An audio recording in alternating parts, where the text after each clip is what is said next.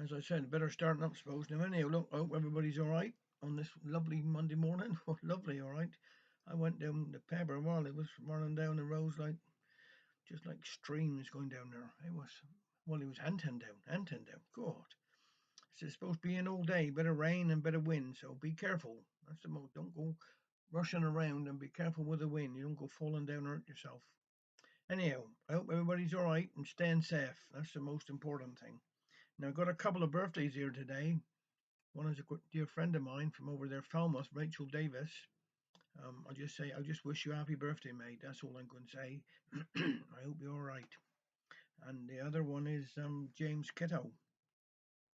And you have a nice birthday as well today. So say just enjoy your day. Now, tomorrow, Sally Cryer from down the road here is her birthday. So I should go and have a Phillips pasty, Sally, if I was you tomorrow, like I did one. Big enough for 10 people, I should think it was. Anyway, I'm going to do this little poem a minute first. This one's for a great friend of mine out in Australia, Rodney Sullivan. He emailed me this week. It was quite. So this one again is by Jim Davey. This one's called "Remember Leslie." Leslie Bray. Trelawney boys will remember him. Remember Leslie Bray, a friend who we grew up with, a friend we lost today. A true Cornishman was Leslie, not one to leave his home. This was his place, this hale. He found no need to roam. Remember him, a schoolboy whose days were filled with fun. Remember him too, the swimmer, a sportsman with a race to run. His outstretched hand that greeted me every time we met. A friend in youth, a friend for life, and a man I'll not forget. Remember him, Trelawney lads, remember him and smile. Remember all the good times when life was so worthwhile. Things are so different now, but our memories won't dim. How much poorer life would have been without the likes of him. That's for all the Trelawney boys. Now I'm going to do one here now. Long. This is a little story now by Herbert Lean. Long Tom. Father and his two mates was working together bare way up from home, and I'd take their dinners along with 'em. One day they sat down after their croust.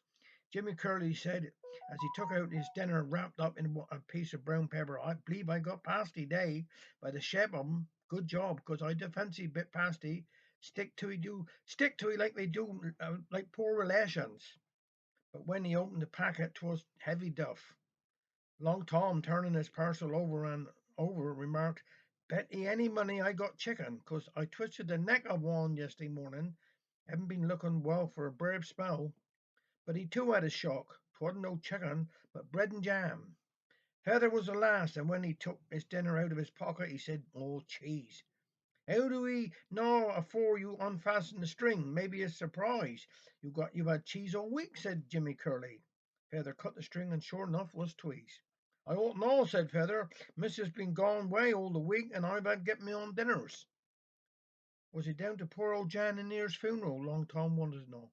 Now I'd call that a funeral. Plates of saffron cake. Yes, I was there, replied Jimmy Curley, and 'twas a handsome bit singing, best I've heard for years. I hope I hear good singing when I'm buried, said Feather, but there's people don't enjoy a funeral like they used to. The worst part of me is I can't get out of the morning. I can't get out in the mornings. Always late. Don't matter what time I to go to bed.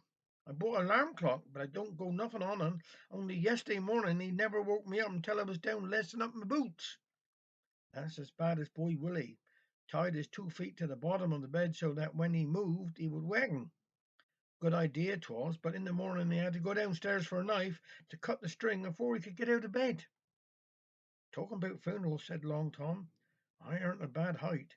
In fact, my wife to say she's only married me 'cause she can't reach the top shelf in the cupboard. But as a man up troon, I'd have to get a chair stand upon to take off his hat, and there's nobody in Troon or Canberra will bury him. What are things coming to? Why is that? Well, 'cause they say he isn't dead yet, replied Long Tom. Now, a funny thing happened to me once. I last called by night and always come home through the fields. One night somebody stole a fowl from one of the houses afore you come to the fields. The owner of the fowl comed up to the bell, some mad he was, but said if the man that did it come up to his house and said he was sorry, he wouldn't say no more about it. When I went work next night, the captain sent for me, told me about it, and said as I lived that way, I couldn't start work till I went and said I was sorry. "How?" says I. "I can't do that, 'cause I never stole the fowl, and don't know nothing about it." "Well," remarked the captain, "'tis out of my hands. I always found you honest, but you can't work here till you do." And I lost the job. In fact, I never went home through the fields that night. "You great fool," said Jimmy Curley. "How didn't he say so? 'Cause the captain would want to know why I went another way home.